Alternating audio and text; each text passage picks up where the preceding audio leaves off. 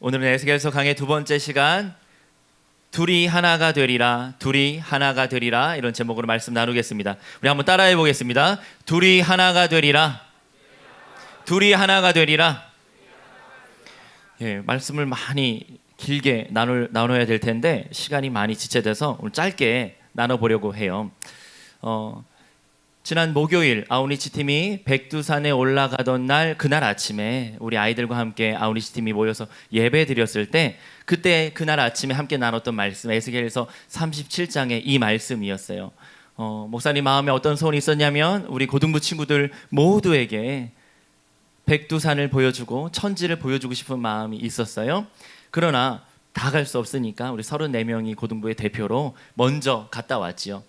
우여곡절이 있었습니다. 백두산 가는데 아마 거의 못 갈 수 있는 상황이었는데, 하나님 정말 극적인 은혜로 우리 고3 여학생 한 명이 여권을 잃어버려가지고, 우리가 단체 비자로 묶여있기 때문에 우리 발이 여권을 찾기까지 이동할 수가 없었는데, 그래서 이제 우리 최한대리 전도사님을 통해서 연변에 그 출입국 사무소에 가서 이제 비상대처 상황을 이제 준비하려고 했어요. 여권을 찾지 못하면 출국할 수도 없고 우리 34명이 움직일 수 없었기 때문에. 근데 연길에서 백두산까지는 차로 한 4시간까지 가야 되는데 입산하는 시간이 정해져 있었어요. 아침 오전 낮 12시부터 1시, 딱 1시간 동안 우리가 입구를 통과해야 입산할 수 있는데, 그러려면 아침 한 7시 반에는 출발해야 넉넉히 도착할 수 있는데 여권을 못 찾으니까 그 전날 밤에 여권이 없다는 것을 발견하고, 여권을 다 걷어서 이렇게 목사님 보관하고 있었는데 국내에서 항공을 타야 되니까 여권을 나눠줬거든요.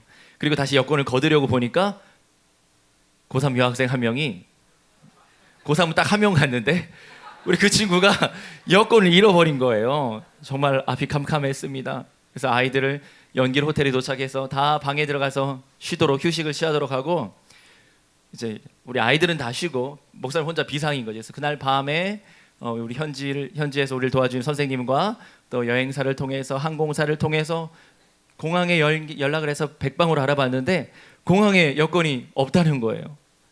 비행기에도, 우리가 내린 비행기에도 없다는 거예요. 그래서 그날 하룻밤을 이제 꼬박 세우면서 어떻게 해야 될까? 여권이 없으면 단체 비자를 분류하고 우리 연길에서 수백 킬로가 떨어져 있는 저 심양이나 아니면 다시 비행기 타고 베이징까지 가서 임시 여권을 발급받아야 되는데, 왜냐하면 한국 대사관이 연길에는 없고 큰 도시에 나가야 있으니까.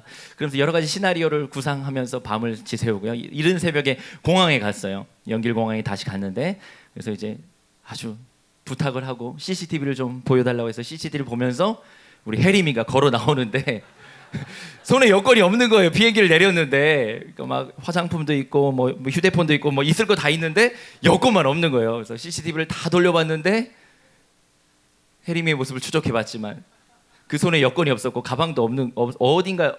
그래서 여권이 분실됐구나, 찾기 어렵겠다 판단이 섰어요. 그래서 전도사님과 우리 혜림이를 저 심양에 보내려고 차를 불렀습니다. 먼저 연길 출입국 사무소에 가서 단체 비자를 분리하고 심양까지 가서 KTX 타고 심양까지 한 대여섯 시간을 가야 돼요. 비행기 타고 아주 먼 거리였기 때문에. 그렇게 하려고 준비하고 있다가, 그래서 차를 불렀어요.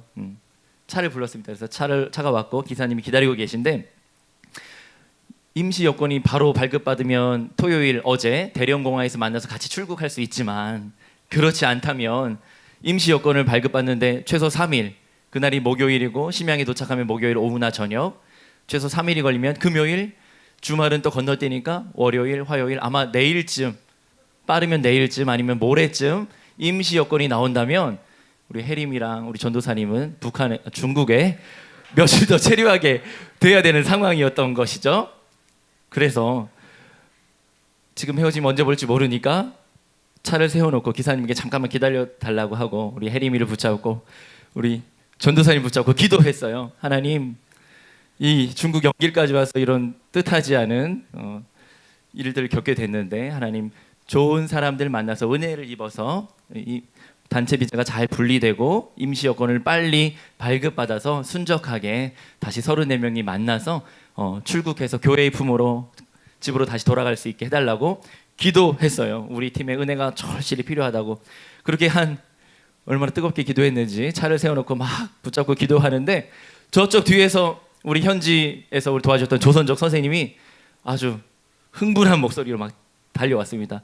목사님 찾았습니다. 찾았습니다. 여권 찾았습니다. 하면서 막 달려왔어요. 아직 그날 이제 기도를 끝까지 해야 되는 건가? 아니면 기도를 멈추고 여권을 확인해야 되는 건가? 그러면서 기도를 하다가 그 반가운 소리를 듣고 딱 봤더니 여권이 발견됐다는 거예요. 우리가 타고 왔던 에어차이나 항공이 그날 이제 당일 항공 이제 비행을 준비하기 위해서 이제 비행기를 정리하다가 어젯밤에 오늘 새벽까지 발견되지 않았던 여권이 비행기 안에 어디서 나왔겠죠. 어디다 뒀는지 말이야. 그래서 찾았단 말이죠. 그래서 할렐루야, 하나님께서 우리의 간절한 기도가 채 끝나기도 전에 역사해 주셔서 잃어버린 여권을 찾게 하셨고 그 기쁜 소식을 안고 백두산으로 향할 수 있게 해주셨어요. 우리 34명은 너무 드라마틱한 하나님의 그 도우심과 은혜에 감격할 수밖에 없었는데 이렇게 말로 전달했지만 여러분 함께 감사할 수 있다면 우리 하나님께 감사의 박수 올려드리겠습니다. 그러나 거기서 끝이 아니었어요. 거기서 끝이 아니었어요. 왜냐하면 여권을 받으러 다시 연길공항에 가야 되잖아요. 그래서 차를 불렀으니까 연길공항에 빠르게 출발시켰어요. 그리고 우리 버스는 지체할 수가 없었습니다. 왜냐하면 12시에서 1시까지 입산을 해야 되는데 지금 차가 출발하지 않으면 갈 수 없었거든요. 그래서 우리 먼저 버스가 출발하자 결단을 하고 버스가 출발한 다음에 여권을 찾아서 연길공항에서 여권을 인수하고 그 차에게 부탁해가지고 이제 조선족 선생님이 운전해 주셔서 버스까지 따라온 거예요. 그래서 한 용정쯤에 우리 여러분 교과서에서 배웠던 윤동주 시인의 그 고향 그 다녔던 학교가 있고 그 마을이 있는 그 용정쯤에서 다시 만나게 됐습니다. 고속도로 막 진입하기 전에 만났어요. 그래서 34명의 모든 팀원들이 다시 버스에 올랐을 때 얼마나 기쁨과 감사가 충만했는지 몰라요. 그리고 나서 하나님께 감사하자 얘들아. 사실 한밤중에 어떤 일이 일어난지 아이들은 잘 몰랐거든요. 그래서 우리 아이들에게 이런 일들이 있었는데 하나님이 도우셔서 이렇게 순적하게 우리 34명이 다시 만나게 되었다 이야기를 하고 함께 감사하면서 기도하고 예배를 드렸습니다. 그때 예배 드리면서 백두산을 향해 가면서 우리가 함께 나눴던 하나님 말씀, 방금 읽은 말씀 에스겔서 37장의 말씀을 우리 아이들과 함께 나눴는데요. 34명이 대표로 백두산에 갔다 왔지만 북한 땅을 바라보고 왔지만 그 은혜와 도전과 주셨던 비전이 우리 모든 고등부 친구들과 선생님들에게 동일하게 임하기를 원하는 마음으로 오늘 말씀 나누길 소망합니다. 함께 말씀을 보겠습니다. 에스겔 선지자, 우리 지난주에 말씀을 나눴는데요. 남유다 왕국이 다 멸망하고 그들은 바벨론 포로로 끌려갔을 때 바벨론의 그발 강가 곁에 포로로 살고 있을 때 에스겔 선지자가 약 나이 30쯤 되었을 때 하나님의 말씀이 그에게 임하게 되었어요. 그러면서 에스겔 선지자는 하나님의 말씀을 계시를 백성들에게 선포하면서 선지자로서의 사역을 시작하게 되었습니다. 지난주에 나눴던 말씀인데요. 에스겔 선지자의 이름 뜻이 뭐였죠? 예헤스켈, 하나님께서 뭐하게 하신다? 하나님께서 강하게 하신다, 이런 뜻을 갖고 있었죠. 하나님께서 에스겔 선지자를 통해서 강하게 역사하실 것을 그 이름을 통해서 이미 계시하고 있는 것이죠. 사랑하는 고등부 친구들, 하나님의 말씀이 우리 가운데 임하고 말씀을 붙잡고 말씀으로 충만할 때 하나님께서 여러분들의 인생을 통하여 에스겔 선지자처럼 강하게 사용하실 줄 믿습니다. 오늘 함께 읽었던 말씀 37장 15절에 보니까 하나님의 여호와의 말씀이 또 에스겔 선지자에게 임하였다 쓰고 있습니다. 16절과 우리 17절 말씀 함께 읽어보도록 합니다. 16절과 17절입니다. 시작.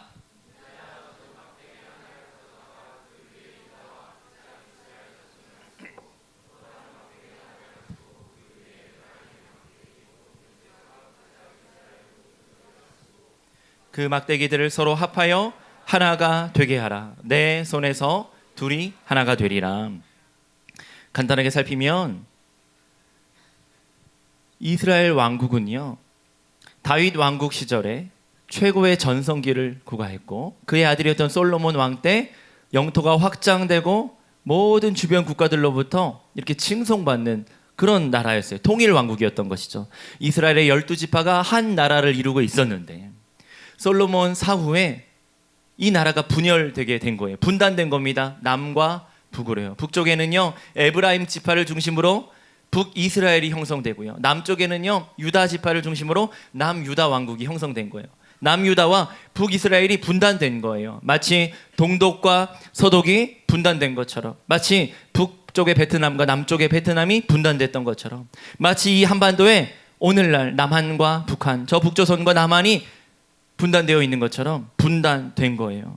근데 분단된 것은 끝이 아니라 시간이 많이 흐르면서 그들이 하나님을 배반하고 이방 신전 앞에서 절하고 우상을 섬기며 하나님 앞에서 패역한 죄를 행했기 때문에 멸망하게 됩니다. 먼저 BC 586년에 북이스라엘 왕국이 아수르에 의해서 멸망당했어요. 오늘날의 시리아 지역에 있었던 아수르가 북이스라엘을 점령하고 그들은 철저히 멸망하고 포로의 신사가 됩니다. 그게 끝이 아니었어요. 얼마간 후에 BC 722년에 남유다 왕국도 바벨론 제국에 의해서 느부갓네살이 예루살렘에 쳐들어와 성전을 파괴하고 그들을 정복하고요. 왕족과 귀족과 신분이 고귀한 자들을 포로로 끌려갔어요. 그때 끌려갔던 자들, 왕족들과 다니엘과 세 친구들과 같은, 그리고 에스겔 선지자와 같은 제사장 가문의 사람들을 끌고 간 거예요. 포로만 1만 명이 바벨론의 포로로 끌려가게 되었습니다. 그러니까요, 이미 남유다 왕국도 멸망했고요, 북이스라엘 왕국도 멸망했어요. 나라가 있어야 통일될 수 있을 거 아니에요. 나라도 없는데 어떻게 둘이 하나가 돼서 통일될 수 있습니까? 하나님의 이 말씀은 정말 엄청난 말씀이었어요. 이미 나라는 흔적조차 찾아볼 수 없는데, 그러나 하나님께서 역사하시면 북이스라엘과 남유다가 여호와 하나님의 손에서 하나가 되고요, 궁극적으로 메시아로 이 땅에 오시는 구원자이신 예수님이 이 땅에 오시면 새하늘과 새 땅, 새 예루살렘에서 하나님을 섬기는 모든 백성들이 함께 하나 되어 하나님을 찬양하고 예배할 것을 이 에스겔 선지자에게 막대기를 통해 계시하시면서 말씀해 주셨던 겁니다. 이 말씀을 묵상하는데 마음에 뜨거운 게 있었어요. 우리 고등부 친구들에게 백두산을 보여주고, 우리 집 다녀온 친구들에게 이 비전을 심어주자. 중국 대륙에 가서 열방을 품게 되었으면, 또 백두산에 올라 천지를 조망하고 압록강가에 서서 북한 땅을 바라보며 저 멀리 북한 주민들이 생활하는 것을 보면서 우리가 둘이 아니라 하나구나. 수십 년 전만 해도 함께 살았던 한 민족인데, 교과서에서 배웠듯이 정치적인 당위성, 역사적인 당위성, 경제적인 당위성, 민족적인 당위성, 그리고 인륜적인 당위성들을 우리가 수능 공부를 위해서 하나하나 조목조목 공부하게 되는데, 그런 차원을 넘어서서 하나님께서 역사하시면 이 한반도, 이 땅 가운데 우리 한민족을 통하여 하나 되어 하나님을 예배하고, 저 북한의 지하교회가 다시 지상으로 올라오고, 평양에 교회가 세워지고, 황해도에, 평안도에, 신의주에 하나님의 교회가 세워지는 이 놀라운 일에 우리 고등부 친구들이 청년이 되고 장년이 되고 우리 한국 사회의 주역이 되었을 때 그 일을 섬겼으면 좋겠다, 이런 마음이 있었어요. 둘이 하나가 되리라. 하나님께서 일하시면 남과 북이 분단되어 있고, 정치 외교적으로는 아직도 많은 현안들이 있어서 불가능한 것처럼 보이는 것 같지만, 하나님 때가 되면 반드시 남과 북이 하나 되어 하나님을 섬기는 이 나라 이민족이 될 줄 믿습니다. 이 놀라운 일에 우리 사랑하는 고등부 친구들이 하나님께 쓰임받기를 원합니다. 함께 말씀 계속 보면요, 막대기 2개를 준비했어요. 한 막대기에는요, 남유다 왕국을 상징하는 유다라고 썼어요. 유다와 이스라엘 자손들이다. 또 다른 막대기에는요, 북이스라엘 상징하는 에브라임 지파 요셉 자손과 이스라엘 자손들이라고 썼어요. 그리고 이 두 막대기를 에스겔 선지자가 하나로 붙여가지고 하나가 되었다고 사람들이 묻지 않겠습니까? 이것이 무슨 뜻인가? 그러면 이렇게 이야기하라는 것이죠. 주 여호와께서 이같이 말씀하시기를, 에브라임의 손에 있는 바 요셉과 그 짝 이스라엘 지파들이 막대기를 가져다가 유다의 막대기에 붙였을 때 한 막대기가 되게 한즉 너의 손에서 하나가 되게 하리라. 하나님께서 시청각 교육을 하고 계신 거예요. 말로 하지 않고요, 막대기 2개를 가지고 눈에 보여지는 그 두 막대기가 하나 되는 시청각 교육을 통해서 확실하게 무리들의 눈앞에 보여주셨던 것이죠. 우리 22절 말씀 한번 읽어보겠습니다. 22절입니다. 시작.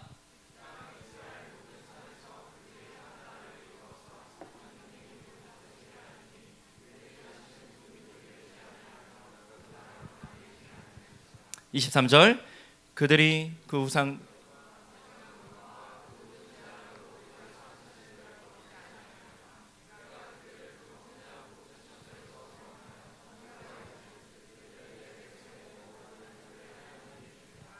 아멘.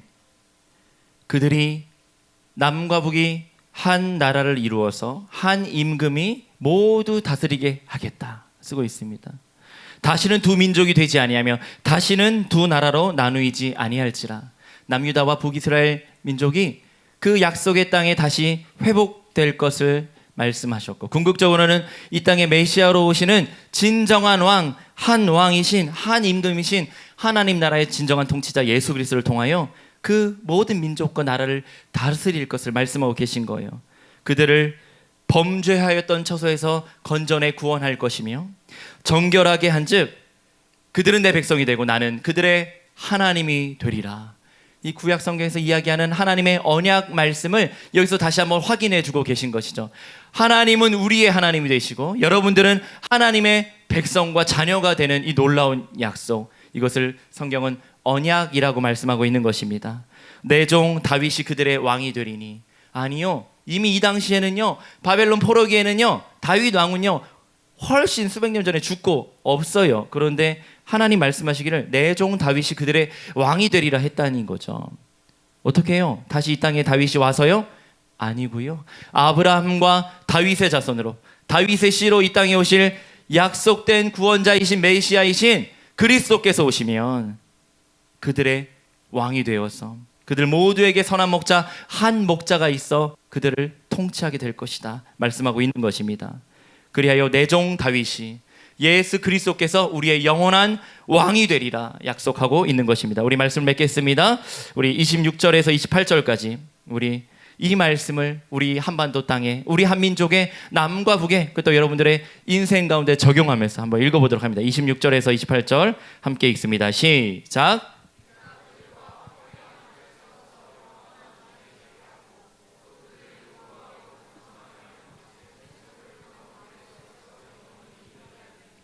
내 처소가 그들 가운데 있을 것이며 나는 그들의 하나님이 되고 그들은 내 백성이 되리라. 내 성소가 영원토록 그들 가운데 있으리니 내가 이스라엘을 거룩하게 하는 여호와인 줄을 열국이 알리라 하셨다 하라. 아멘.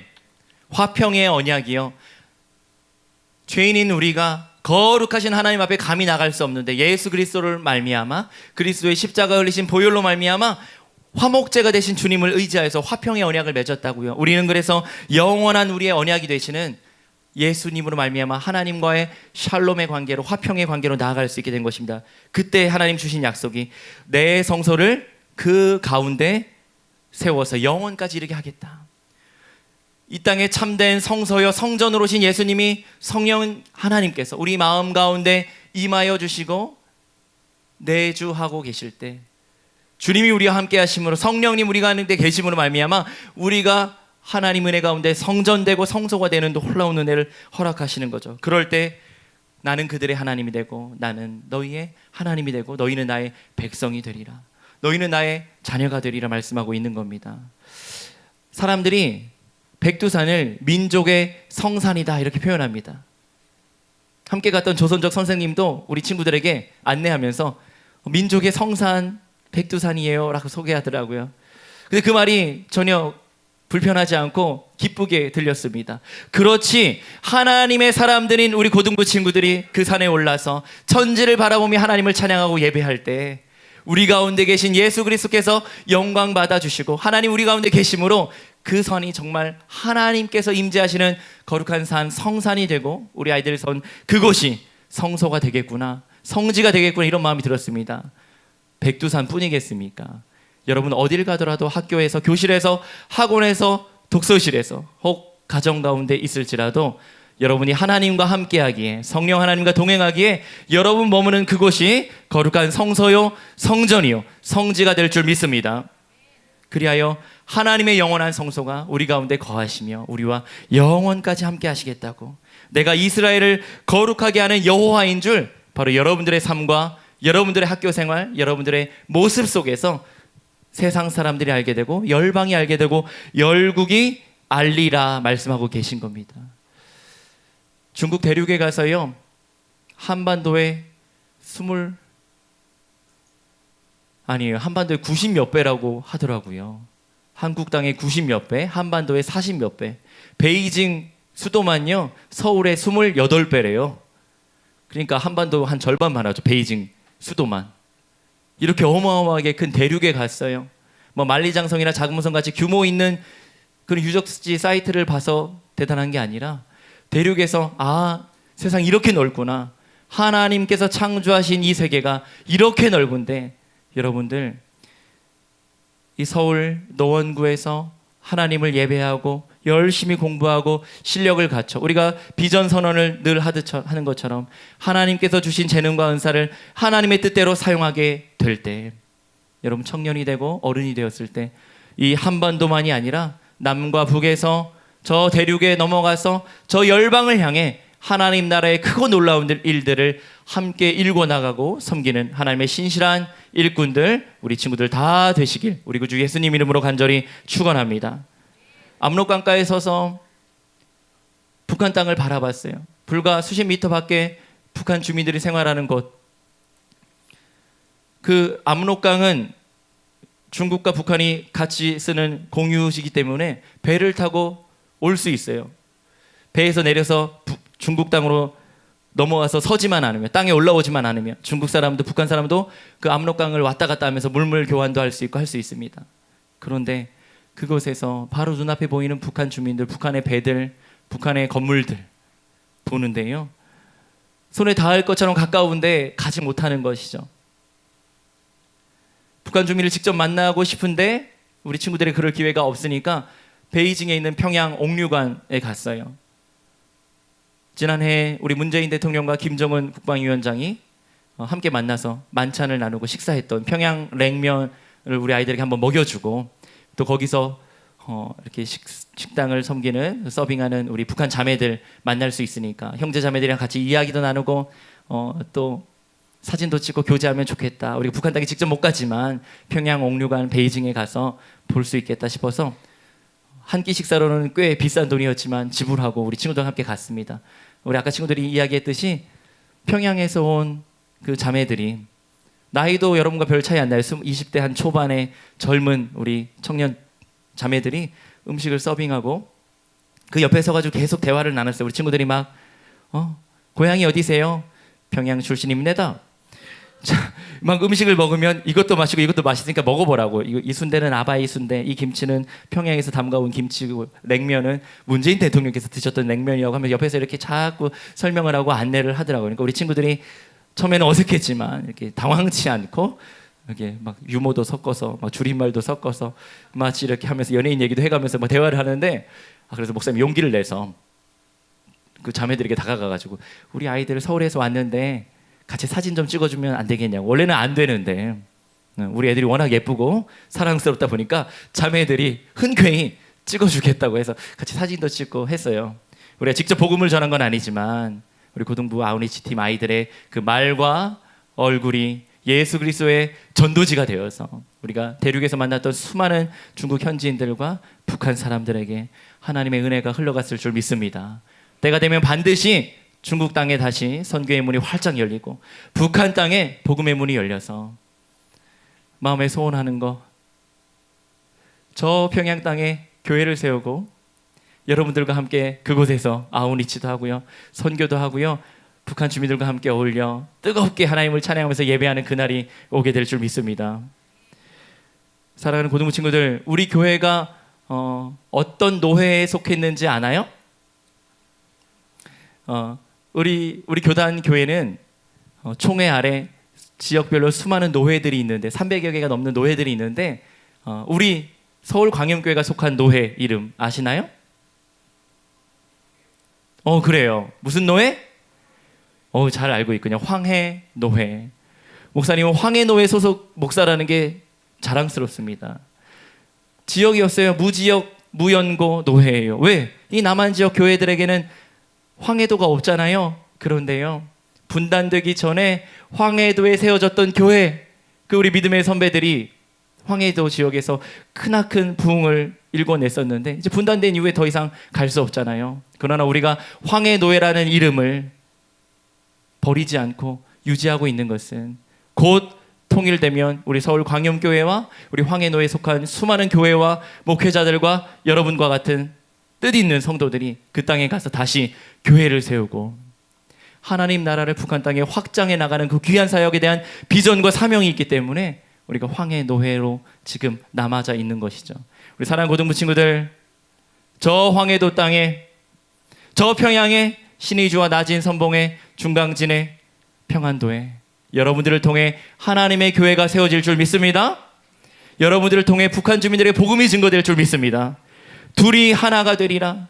하나님께서 에스겔 선지자에게 주셨던 눈에 보이는 확실한 그 계시의 말씀, 두 막대기가 합쳐서 하나가 되었듯이 때가 되면 하나님께서 남과 북이 하나 될 뿐 아니라 통일 한국교회를 통하여 세계 열방을 향하여서 복음을 증거하는 복음의 전초기지로, 선교의 전초기지로 우리 한반도 이 나라 이 민족을, 여러분들을 하나님께서 들어 쓰실 줄 믿습니다. 이 놀라운 하나님의 비전에, 이 놀라운 하나님 나라의 비전과 사명에 우리 사랑하는 고등부 친구들, 우리 귀한 선생님들 함께하는 은혜가 있기를 예수님 이름으로 간절히 축원합니다. 축원합니다.